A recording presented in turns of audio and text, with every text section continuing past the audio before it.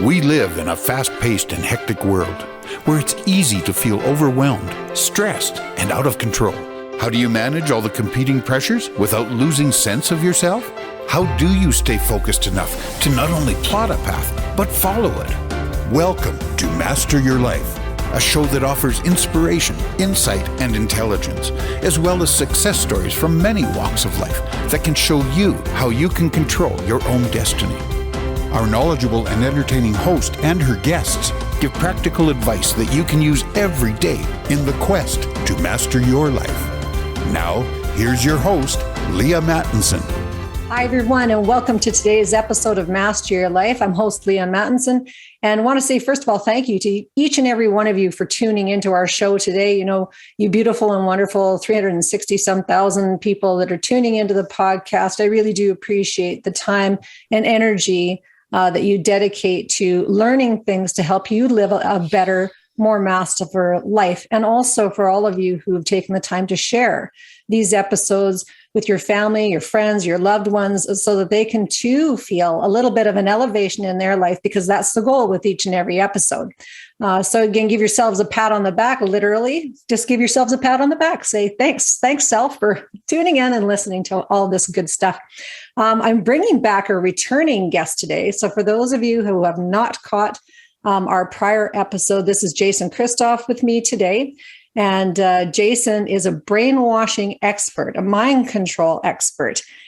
So Jason, welcome to the show today. Thanks again for joining me. Well, thanks for having me back. I appreciate it. And I hope we can help together get some people morphed into the right track, or, into greener pastures. Into greener pastures. This is a really important subject matter because so many people are struggling with low energy, low mood, not feeling well. And so they themselves are feeling really desperate. And it's when you're the manager of your own life, it's one thing, but when you've got people counting on you also as the leader in your family or your community or your business, it's like amplified. And so more and more of what we see on regular media and TV maybe feeds into that idea that we are, actually a lot of people are overwhelmed with the state of how things are right now. So how do you see the world, Jason? What's your background and what makes you a brainwashing expert? Well, I got into brainwashing after I'm a self-sabotage coach. I mean, that's my official title. Yes. And I introduced myself and gave my elevator pitch of who I was in the last interview. But basically, yes. I graduated from McGill University in 1994. I opened my first fitness club.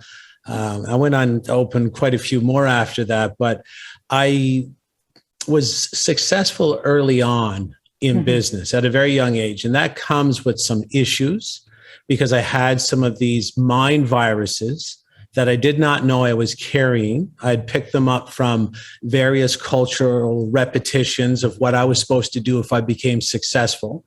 And the program that was in my subconscious mind, the cruise control part of the mind, was if I became successful, I would just party and sort of destroy myself. And I did destroy myself. I was very good as a master self-saboteur. By the time I was 29, I was almost dead.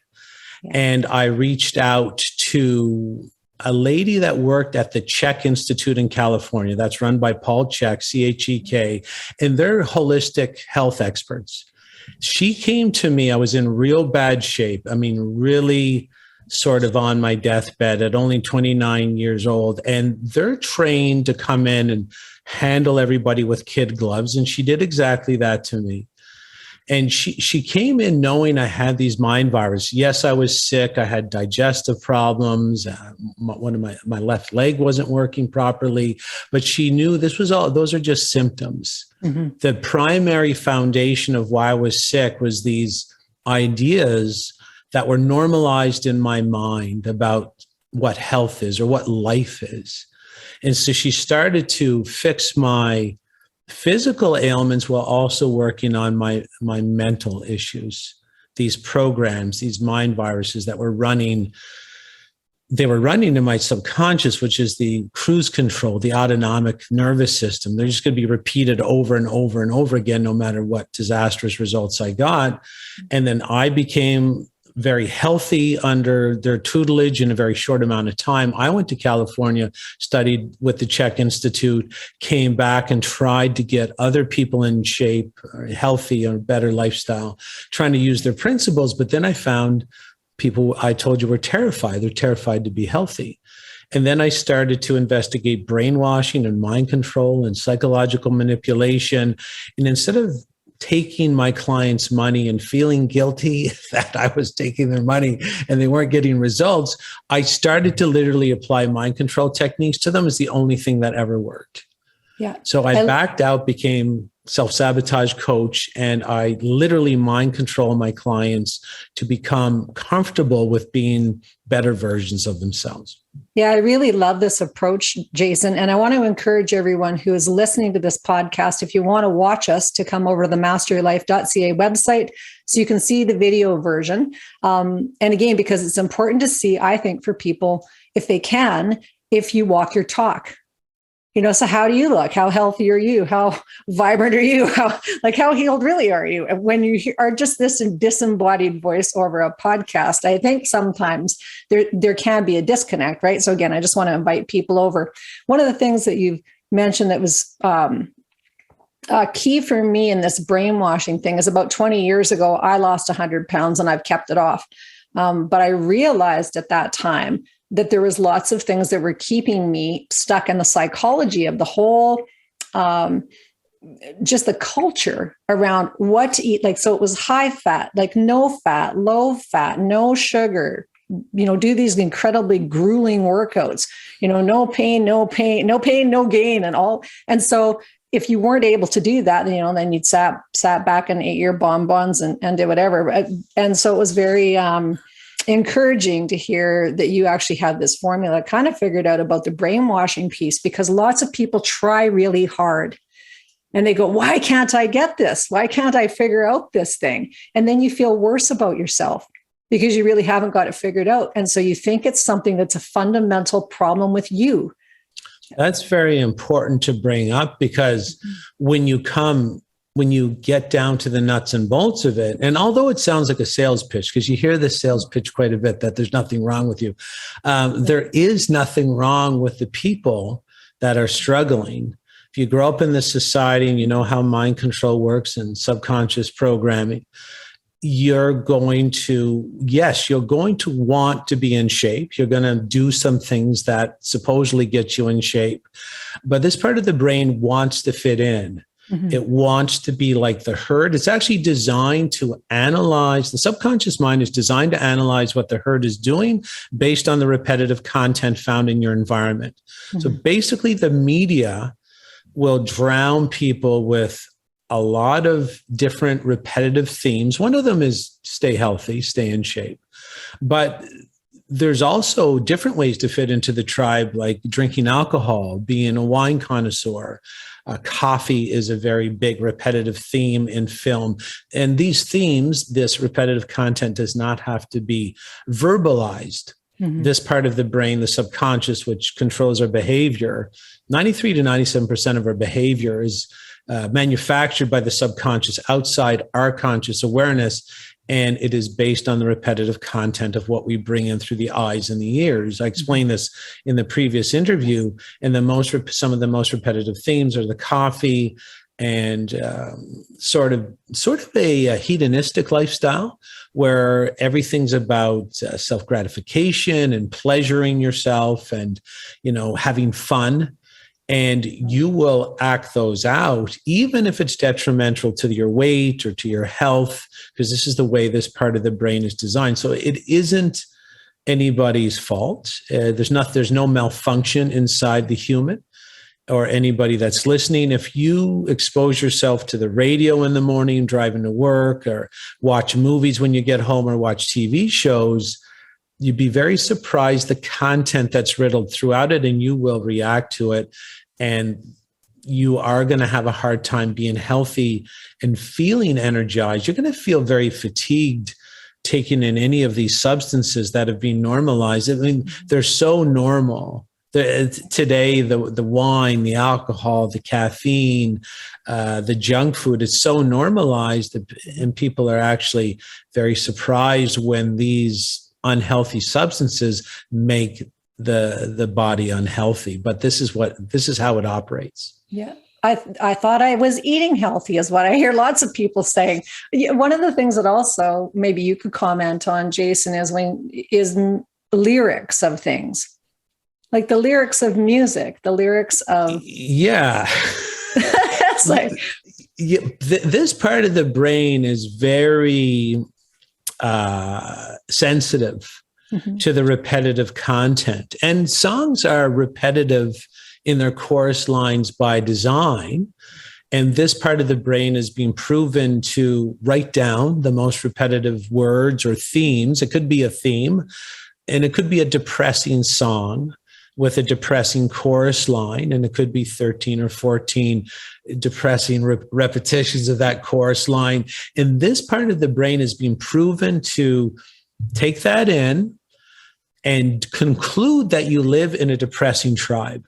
Mm-hmm. And the reason it would be tabulating this repetitive content is because it's a loving part of the brain, actually, and it's obsessed with repetitive content because it reflects the bigger herd or the bigger tribe. And if this part of the brain can sort of identify for you what the bigger tribe is thinking, saying, or doing, and then make you go toward it and mimic what they're doing, you're going to be safer. So this part of the brain can literally give a command that you're in a depressing tribe. It concludes this through downloading the repetitive content. And it will declare that you being happy in a depressing tribe is actually dangerous for your survival. If you're healthy in an unhealthy tribe, if you're healthy in an overweight tribe, if you're rich or successful in a poor tribe, it won't allow you to cross that border, that perimeter. It'll literally change the physiologic function of your body, change your brain function, change your metabolism to make sure you fit in. And it's been shown that even if a lady says, I just look at cake and I gain weight, right. They've analyzed the blood when someone's repeated that, and you can change the hormonal profile of your blood to more fat gaining because the repetitive content reflects exactly that concept. Yeah, this is how powerful the brain and the brain communication with the body. And again, it's only trying to make you safe. This is not a malfunction.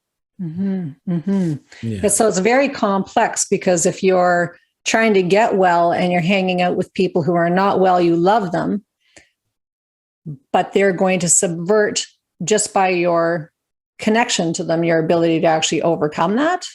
Yeah, there's a whole book written on that. And I read, I think a quarter of that book, I had my mind blown. If you go to Google and just put in weight gain based on friends of friends, they've even identified the research. They've researched and shown that if your friends are big, you're more prone to be big. And if they're friends of your friends are big, it's the same effect, which basically just reflects exactly what I just said.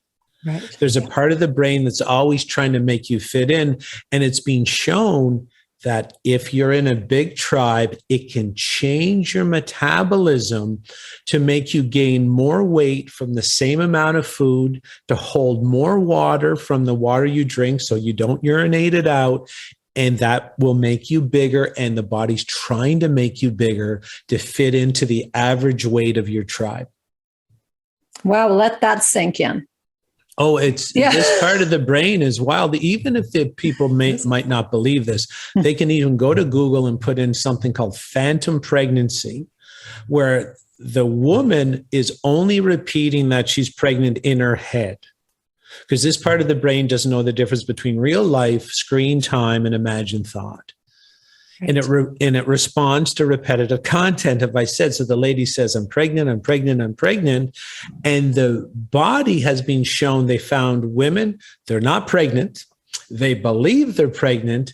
They have milk coming out of their breasts. Mm-hmm. They have the water retention, some weight gain. They've even found the amniotic sac in the uterus, no fetus. And this is the body simply responding to the repetitive idea that pregnancy is the most repetitive thing ripping through her psychology at that time.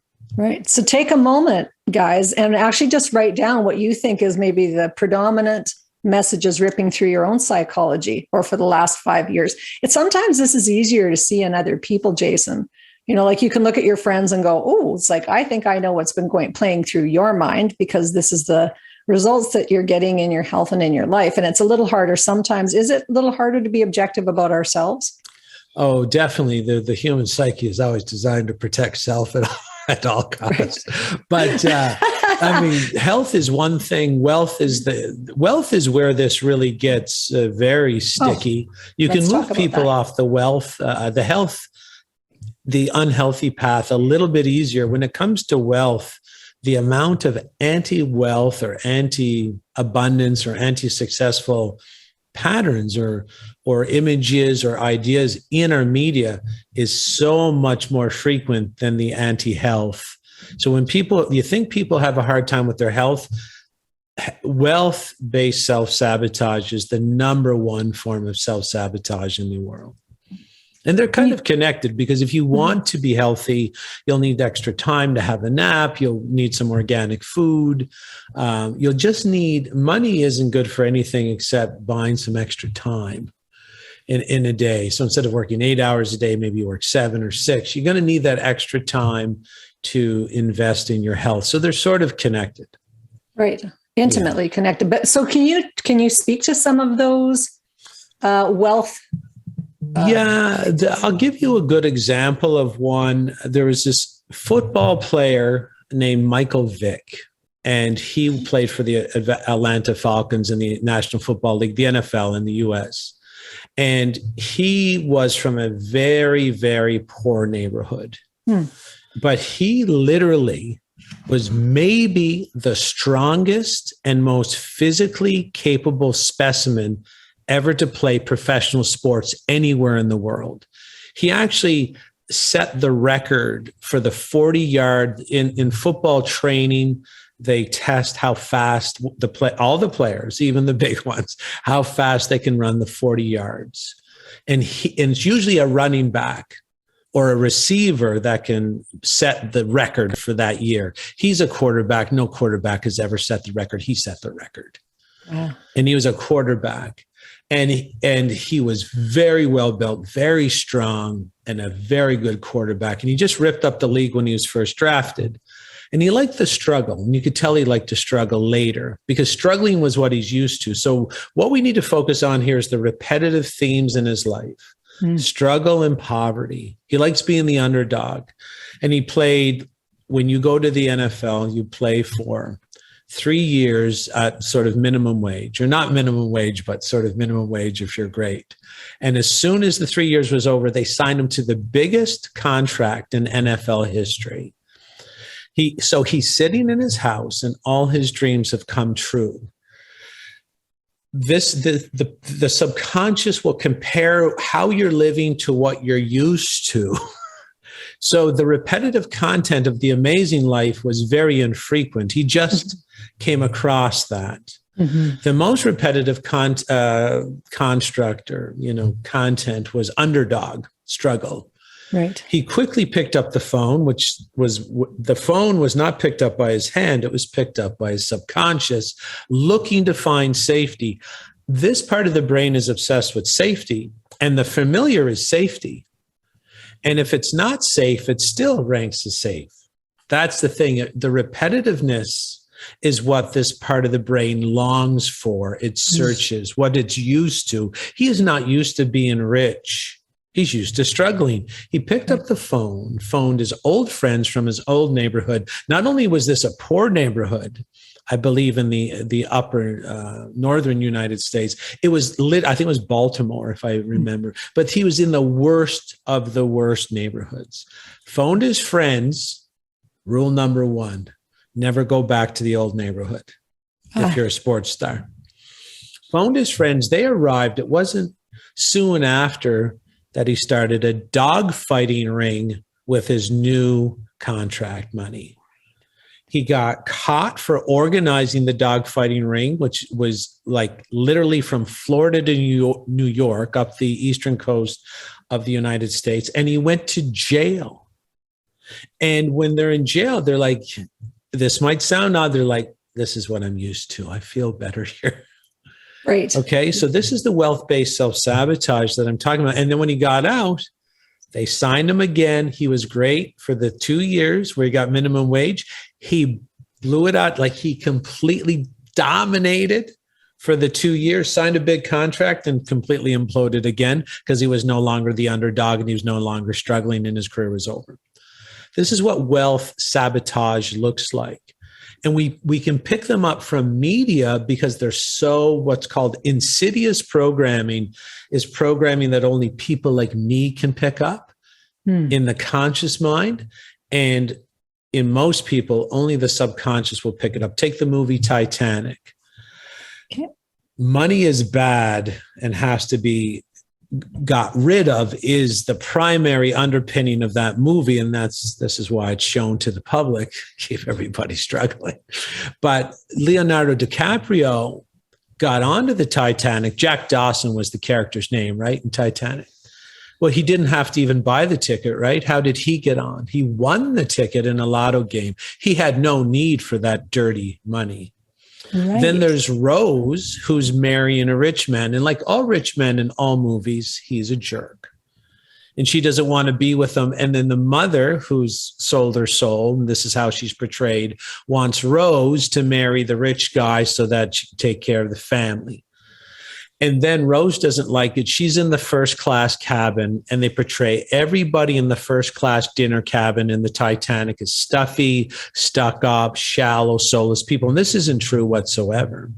But this is how they're portrayed in film. And in the subconscious, again, doesn't know the difference between real time, imagined thought, and screen time, thinks this is the tribe you're in at that particular time, and is noticing the anti-wealth themes here. And then Rose is so disgusted with the first class cabin, the dining cabin, she sneaks out because her heart longs for poor old Jack, the pauper. And this program's meant to also be poor because he thinks if he's poor, if he thinks he's rich, that his wife will cheat on him. And if he thinks he's poor, the women will always want him. And here, the poor guy gets the girl. And so she scuttles down, not to the second class cabin. I think it's not even to the third class, to fourth class, like poverty class. And she kicks open the door looking for Jack. She's all excited. And they're having the party of a lifetime. So if you compare the two, the poor party to the rich first class dinner cabin, you can see this insidious programming always going toward showing that poor people walk the noble ground. It's more spiritual, it's more fun, it's more genuine, it's more holistic, it's more in line with what you should be doing. And this is insidious programming through all film. And don't forget, Rose, she's got that $40 or $50 million necklace. Mm-hmm. And she's still with her daughter, and she could just give it to her daughter. Then her daughter could have a good life. And what does she do? She throws it in the ocean. That was my mom. I'd have a couple words to say with her because I'm taking care of you. It's not free. That $50 million diamond would go a long way. But she throws it in to commiserate Jack, Jack Dawson, the good guy that died for her, died for someone else to save. This is in every movie. It doesn't matter if you watch Equalizer 1, Equalizer 2. It doesn't matter if you watch any of the Transporter movies or Transporter, whoever it was with, I forget that guy's name. Jason Statham. Yes. And it doesn't matter what movie, even there's a new movie with Liam Neeson. It wasn't really new, but he was working on the border, and he was driving along the border, and a battered woman, and her boy came across the border, and then we had a bag of money from the cartel, and just so many anti-wealth themes in that movie too. But it's it doesn't matter if it's a King of Queens with that actor James. It's all about struggling. The normal job is the high road, the high moral ground. And if there is a wealthy guy, he's snorting coke in the bathroom, he's a complete loser, he's disrespectful. And this really programs people in a very insidious way, because this is how this part of the brain operates, to believe that being like, it would be automatic. It would be a cruise control toward poverty and cruise control against success or away from success. And if you happen to get a good job, you destroy it. If you happen to win the lottery, you destroy it. And you see that with the lottery winners today. Between 90 and 95% of lottery winners are bankrupt, more financially destitute in 3 years, regardless of jackpot they won. And that's because they have the same programming I had that I was referring to, is that when I got my first 100,000 or $500,000 or $1 million, it was all about spend it on fast cars, blow it up your nose, party like it's 1999, like the Prince song said, and just completely I didn't obliterate all my wealth. Thank God. But I almost obliterated myself and my wealth at the same time.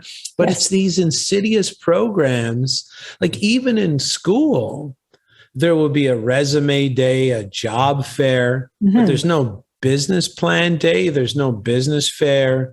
There's no business leaders brought into the school. So it's this constant job programming, job focus. Poverty is the high moral ground. Struggle is normalized. And there isn't any repetitive content about people that's made it that have amazing lives. It's a boring movie. Like if you saw how I lived, it's a boring movie. Right? There's no drunken stupors. There's no fighting. There's no struggle financially. I buy what I need when I need it. So there's no vampires trying to bite my head off. And like, this is what I'm trying to say is all the movies are fear, terror, and struggle based. And that can program a person to believe that a calm, peaceful, and abundant life is actually not normal, or not familiar, or not comfortable. Beautiful, wonderful examples. I'm as a grandmother, I'm thinking of all of the children's programming that is this bent also, that is that whole fear, loss of a parent early on in life, like Bambi, like those, nothing is secure, nothing is safe. It makes them, and it's shown in the psychological research that the abandoned child or the orphan child or the parentless child is the most frightened. It changes brain function. And it could be Bambi, it could be Dumbo. Even in Nemo, his mom died or his dad died, and Finding Nemo.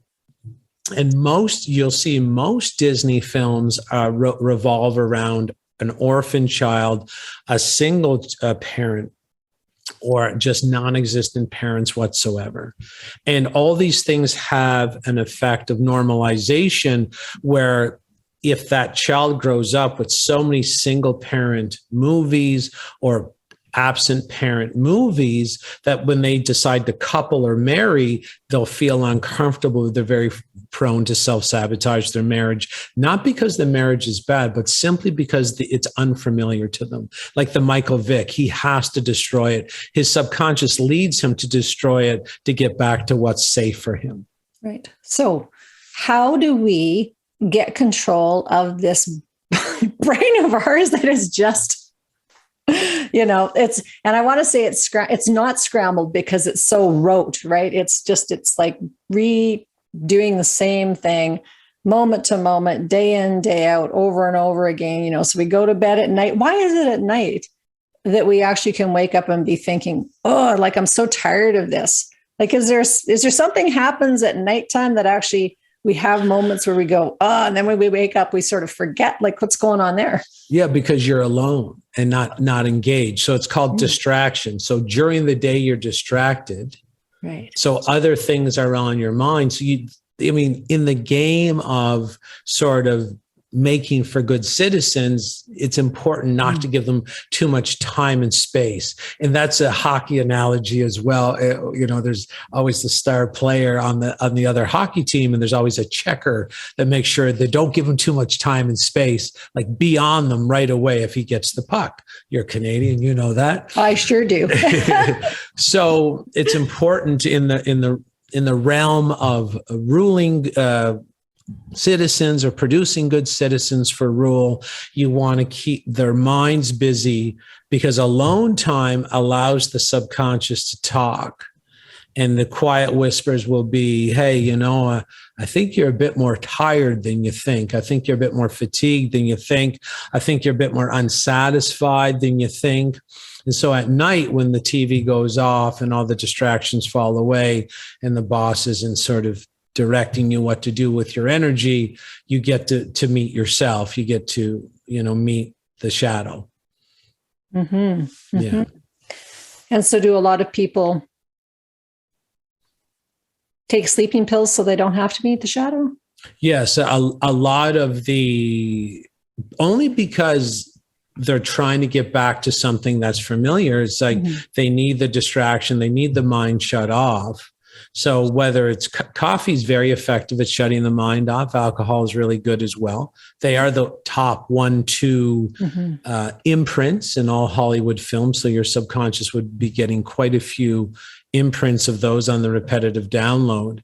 And a lot of people can't be with themselves because they've never been with themselves. So they need their mind sort of, it's like a car with the acceleration pedal down to the floor. That's what they're used to. So they're not used to calming down. They're not used to having dialogues with themselves. They're not even used to feeling their own feelings. Right. Yeah. And they push those feelings away as fast as they come in. And a lot of times it's painful. So that's why someone has the alcohol or the coffee maybe, or the painkillers. They might have a headache. They might be depressed about this, that, or something else. But it's important to feel your pain. We call that the pain teacher at the Czech Institute. The pain teacher is not a goblin. It's a guardian. And if you keep turning the pain teacher away at the door by taking painkillers, like caffeine is a painkiller, alcohol is a painkiller, there's other painkillers. The TV is a painkiller because your mind is off you're not listening to the pain teacher could be right next to you. You're not listening to it. So the pain teacher, we encourage people to open the door and say to the pain teacher, and that's what happened with me with the pain. I was having pain in the left leg, migraines, digestive issues, bad relationships, addiction. And all of it was to avoid the pain teacher knocking at the door. So I just opened the door one day and I said, I give up. Come on in. What kind of tea would you like? It's like, he's like, I like chamomile. I'm like, sit down, pain teacher. He goes, wow, we have a lot to talk about. I've been trying to give you little talks, 10 minutes every month for the past 10 years. We're probably going to have to do a couple weeks now. I got a lot of messages for you that you've been avoiding. And these messages, if you just listen to them, act them out, I will always get you to your best life. And I said, okay, I got 2 weeks.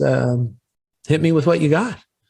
And it would tell me all the secrets of life, all the ins and outs, all the base foundations of my problem and all the solutions. That's the pain teacher. It's not a goblin. It's a guardian. Right. And so what were one or two of the lessons of life that were for you that really? Some of the big lessons were, given the way your mind's designed to act out repetitive content, you cannot listen to the radio anymore, and you cannot watch TV or movies. Right. Because this part of the brain is a machine. And it doesn't matter. Like when I was 29 and almost dead, the pain teacher's like, well, you're kind of young to die. And I said, absolutely. And the pain teacher would say, well, the subconscious is a machine and will act out the repetitive content to your benefit or to your detriment. Like it doesn't care about where the repeating takes you. And if you watch the TV or movies where everything repetitive is negative, this machine will unfortunately kill you. And I said, I totally understand. I totally see that. So that's when I started to really curtail. Like, I haven't watched TV in probably 15 years or maybe 20. And as for movies, I'll review them for what repetitive content's in there and give like a movie review, sort of a mind control movie review. Right. But I only do it about 6 times a year, because even experts in mind control, we can't buffer the repetitive content in the film. Right. And this is, I just want to, I guess I'm encouraging people to really consider that. It's making me a bit teary, because I stopped watching TV several years ago. And it's one of the things that was very disconnecting for me, is because people would go, why aren't you watching any of that? Like, I can remember family members calling me and saying, are you going to watch Survivor? I watched 10 minutes of it and went, holy, absolutely not. Like, no, not.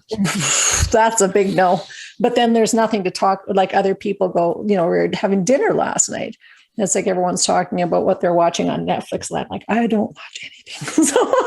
So I feel like I'm just sitting there going, la, la, la. And I have to actually go, la, la, la, la, la. Because even really, as they're talking about this stuff, I know the themes of that stuff that actually can just insert by the words that they use.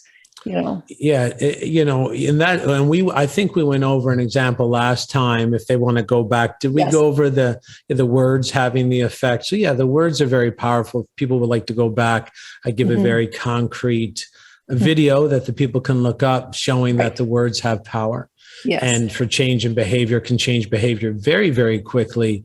And even the word media is a name of a country where Iran is today. It's media is a country about 2,000 years old. That's where we get our word media today. It's also where we get our word medical.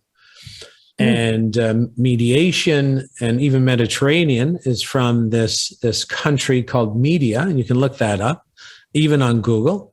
And inside the country of Media were a group of rulers called the Medes, and they would teach this repetitive-based mind control to kings and queens of the Mediterranean. So this isn't really new technology. This is very old technology, is that humans copy, mimic, and emulate the most repetitive content in their environment based on this ancient defense mechanism that's always trying to make you safe. And if you can control the repetitive content of what goes in the ears and the eyes of the human, you can have them believe that their ideas and their behaviors are organic to them and they're making it up, or nothing. It's nothing of the sort. It was completely impregnated into them by the media masters. Right. So were the Medes, the media, the et cetera, was their intent mind control for, or do you know this? Was it for control and power, or was it for loving messages to help us to be safe? There was a battle, unfortunately, in ancient Egypt between the good facets of this technology, so the groups that wanted to use it to improve society, and the darker groups. And there was a split. The darker groups were cast out of Egypt and forced to leave. They set up shop elsewhere. They set up shop elsewhere.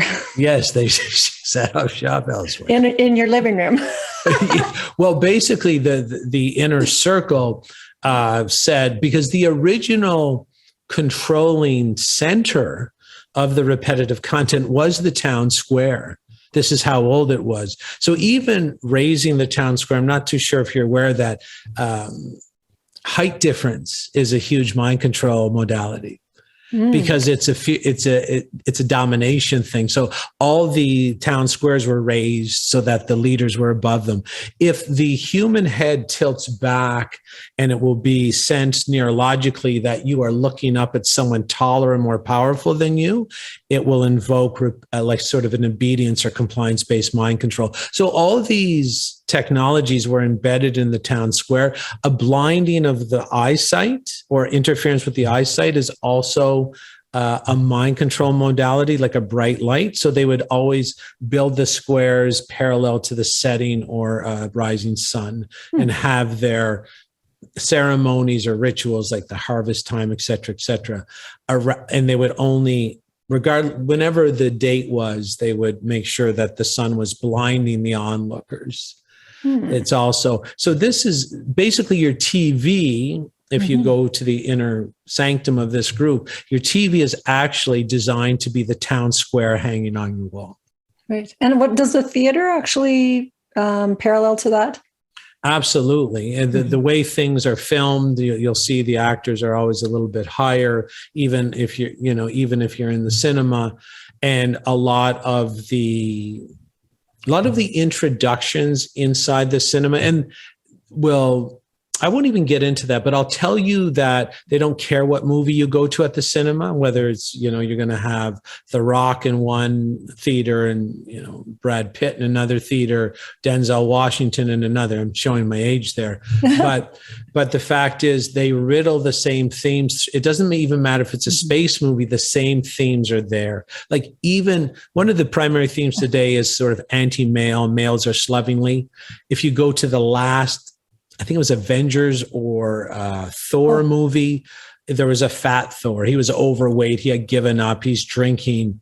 This is all on purpose, unfortunately. It was so sad. It was honestly, I thought, and I don't go to very many movies, but that one I sat in the theater afterwards and just like I went, what the actual hell did I just see there?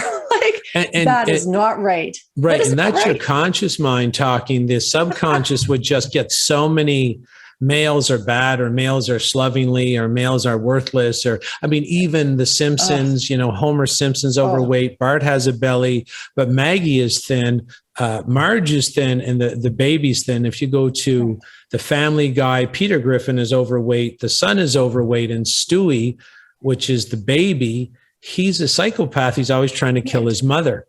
So it doesn't even matter if it's cartoons or real life. You're getting some very thick anti-male patterning in the subconscious. How have people been, I don't want to say the word duped, but that's kind of, it's like, how have people bought into this storyline of kind of listening to things that are so, well, not necessarily even the whole male slant, but just dumbed down so much. Like, cause it's like when I turn those things on, people will say, well, you got to watch this. So I'll watch like a snippet of it and go, I just feel like I had my brain cells all robbed. Like I feel dumber as a result of watching this. And so what is that it's this want for people to watch this stuff that is really, we're supposed to be evolved, more intellectual giants in our like Master Your Life. That's right. What the show's about. And so, those of you who haven't turned off the show yet, you've stuck around probably to hear this part, which is like how do we keep getting cornered into listening to this kind of stuff, or accepting that that's actually normal, or that we even owe it to anybody else to watch 5 seconds of that when we know that it's dumbing us down or whatever. Yeah, I think it's actually a Fabianistic approach. So there was an Emperor Fabius in the Roman Empire, and he coined the Fabianistic approach, which is a death by 1,000 cuts, very patient way of allowing the enemy to destroy themselves.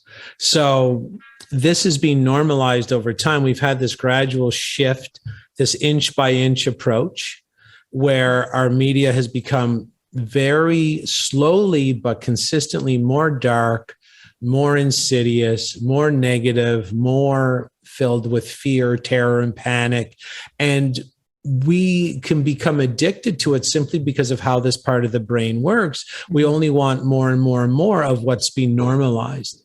So today, most people have to understand that they spend most of their time, their spare time, where they could be making their life better. Some people, maybe not most, but they watch a screen where actors literally shoot and stab each other and murder each other. And that's not good for the patterning part of the brain that wants to mimic, copy, mirror, and emulate exactly what it sees on the screen. That's not good whatsoever to be watching Netflix. Is everything is panic and fear and chaos and crisis based. And I find people today, like I just say, well, let's go to the beach and let's sit down and let's just, have a tan. Then let's go. They have a hard time sitting. And if they do sit, they got to put the fear in them by a cigarette. They got to drink the fear with the coffee or drink the fear with the alcohol. They have to literally inject the fear into them so their insides are gyrating. And then that's just to get them to the next physical gyration, which is running to the grocery store, running this, running here, running there. So everything's about fast movement, terror, fear, panic, crisis. And it's really taking over our society where people are really following through with this weird programming that they need the crisis and the chaos. Like even in the US, in the state of Illinois, the Democrat governor just passed a law that sort of rapists or second degree murder felons and this whole group of felons, they don't have to be jailed anymore. They don't need bail, something like that. So we can see that many people are being affected by this need for chaos. They need their life to mimic the fast-paced crisis foundations of what they're watching. And I know that sounds fantastical, but I can send you a list of 25 mind control documentaries so people can understand this is fact. We mimic what we see. I'm really sorry, but we mimic what we see. And I'd love to get that list from you, Jason. We've got about 5 minutes left. There's two things I want to talk to you about, but maybe we'll have to do another episode, because one is I want to get your opinion or ideas about plant medicine as it is presently presented. And second is I want to talk about the work that you do, because after listening to all of the podcast, people who are aware that they've been brainwashed are going to be looking for solutions for themselves and their families. So can you talk about the work specifically that you do, how people can get in touch with you, and maybe just flesh out maybe like what you think would be a reason why people would, after listening to this podcast, get a hold of you right away, like instead of waiting? They could email me at jason@freedomfromselfsabotage.com. I have my website, jchristoff.com, where I have recorded presentations that I've done live where I address specific problems. So one is weight loss, one is wealth, one is cancer, one is general self-sabotage, one is raising healthy children, and another one is fighting that insidious programming against the men. And I always break these presentations down to two parts. The first part is always, here's the problem. And I actually go get movies and I go get TV shows and I go get commercials. And for 2 hours, we go and say, have you had enough yet, public? This is what you're watching. And once I explain how the mind control works, and then we start rolling the movies, the TV shows, the radio content, the media, the print media content, people are like, oh my God, now that you showed us, can I ever see it? And I'm like, good. Now part two. Now to go at this part of the brain that will mimic all that, we got to shut down what's the negative flow. We can't allow the negative flow inside the subconscious mind pathway, because it's a machine. You'll just mimic it. Mm-hmm. So I teach people how to put the positive in while toning down and down regulating the negative. That's all my programs do. Here's the problem. Here's the solution. Right. It's simple. Simple. It is very simple, and it's not complex, because if it was complex, the sort of mind control that we're under would have to be complex in itself, but it's not. Mm-hmm. They just show us a whole bunch of negative stuff, and then we run around like lunatics after. Yes, responding to it all over and over and over and over again. Correct. So again, because repetition does pay off, the website again where people can watch and access the videos. They can invest in the videos. They're not expensive. And there's all access passes too, if they want to get full access to every talk I've ever done, plus upcoming talks. jchristoff.com, just the one letter J. Christoff is Christ with an OFF on the end, jchristoff.com, or email me at jason@freedomfromselfsabotage.com. Beautiful. Thank you so much, Jason. Do you do any one-on-one work, private work? I used to, but I do not anymore. But if people write me, I'll put them on my email list. And if I ever do open one-on-one, I will let them know. But I do have a school, a self-sabotage coaching school. I teach other people. There's currently about 300 self-sabotage coaches that I refer out to. Just tell me your time zone and I'll refer some to you. Oh, what an excellent resource. Woohoo. Yes. That's great. There, I was programming you all with positive reinforcement there. Woohoo. Yes. I'm not sure if that would qualify as that would qualify. Absolutely. So I really want to encourage everybody to share this episode, to take it to your heart. Get on Jason's website just to watch and see what's there. And to understand that this has been going on for a very long time. You're so gracious with your manner, Jason, just around inviting people to really let themselves off the hook, that this has been a long time of indoctrination. And it's simple to get out of it. So it's like, give yourself a kiss today, the keep it simple, sweetie, today of reaching out and chatting with Jason. We're out of time for today, but I want to just say thanks again, Jason. You're very welcome. Thanks for having me back, Leah. I appreciate it. Awesome. So everyone, love yourselves, love each other, mind your minds, mind your minds. That's all for us. Bye for now. Thank you for being a part of our program today.